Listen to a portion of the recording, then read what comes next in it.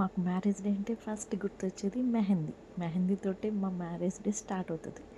Last 10 ఇయర్స్గా మా ఆయన ఎప్పుడు నాతో రాలేదు. ఇది ఫస్ట్ టైం వచ్చి దగ్గరుండి మెహందీ పెట్టించారు. నైట్ 10:30కి మేము సామర్లకోట స్టార్ట్ అయ్యాము. అక్కడ నుంచి వాడపల్లి, వాడపల్లి నుంచి ర్యాలీ, ర్యాలీ నుంచి అంతర్వేది. ఇది డే 1. డే 2 ఏమో అన్నవరం వెళ్ళి వ్రతం చేయించుకోవాలి. ఇది మా కంప్లీట్ ప్లాన్ అనమాట. ఫస్ట్ వాడపల్లి వెళ్ళి అక్కడ వెంకటరమణమూర్తిని దర్శనం చేసుకొని అక్కడి నుంచి ర్యాలీ వెళ్ళి ర్యాలీలోని జగన్మోహిని అవతారం అనమాట విష్ణుమూర్తి.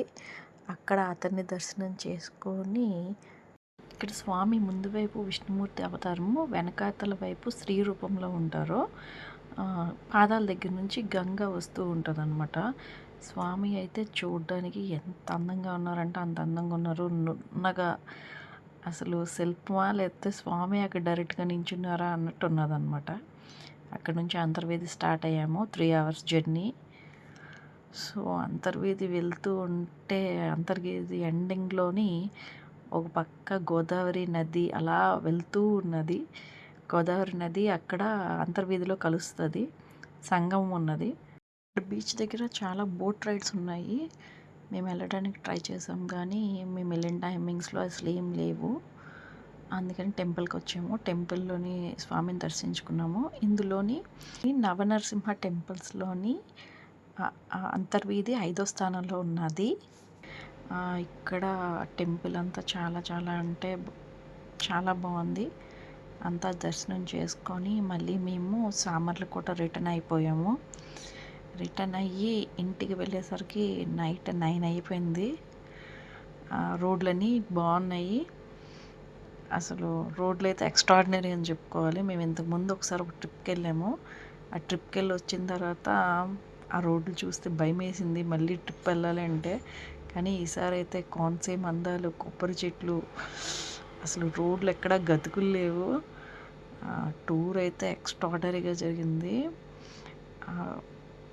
కొబ్బరి చెట్ల మధ్యలో నుంచి ఆ ఇల్లులు అవి చూస్తుంటే అబ్బా, మా చిన్నప్పుడు ఇందుకు ఉండేది మా ఇంటి వెనకాతల పెరట్లోని కొబ్బరి చెట్లన్నీ అలా గుర్తు చేసుకుంటూ వెళ్ళిపోయాము. కాకపోతే మాకు ఎక్కువ కొబ్బరి చెట్లు లేవు, 3 కొబ్బరి చెట్లు ఉండేవి.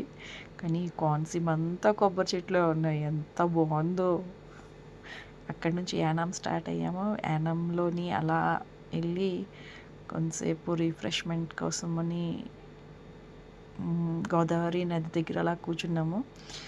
ఇంతలో ఈ టేబుల్ బాగుందని ఫోటో తీసాను. అక్కడి నుంచి అలాగా సీనరీస్ బాగున్నాయని మంచి మంచి సీనరీస్, నాకు చాలా ఇష్టం ఫోటోగ్రఫీ. నా సెల్లో అయితే చాలా బాగా వస్తుందని నా నమ్మకం. అందుకని మంచి ఫొటోస్ వచ్చాయి ఈసారి. సీనరీస్ చూస్తూ ఈవినింగ్ సన్సెట్ అవుతున్న టైం అన్నమాట. సో చాలా అంటే చాలా బాగుంది వ్యూస్ అన్నీను.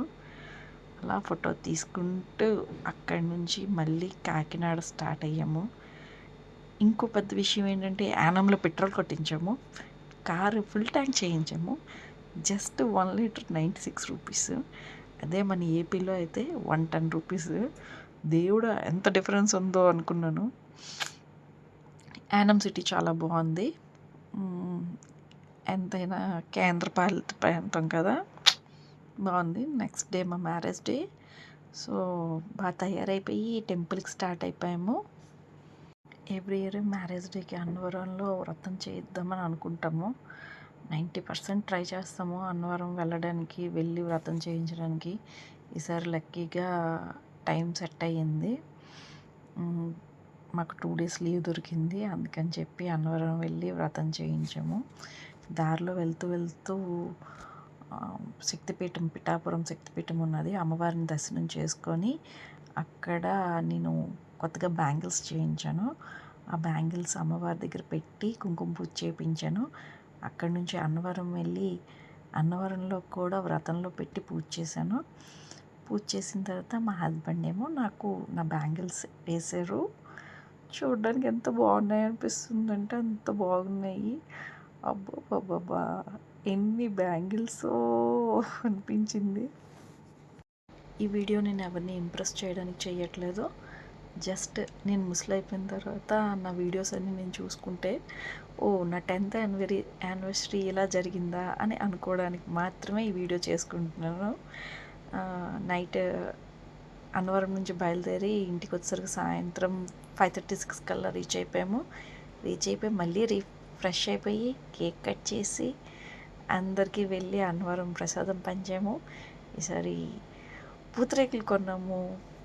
ప్రతి ఇంటికి వెళ్ళి పూతరేకులు, అన్నవరం ప్రసాదము ఇచ్చి హ్యాపీగా నైట్ 9 దాకా తిరిగేసి ఇంటికి వచ్చామన్నమాట. సో ఈరోజు మా యానివర్సరీ ఇలా జరిగింది, 10th anniversary. I feel so happy. మా ప్రసాద్ గారు కూడా మంచి హ్యాపీగా ఫీల్ అయ్యారు అనుకుంటున్నాను. బాగుంది.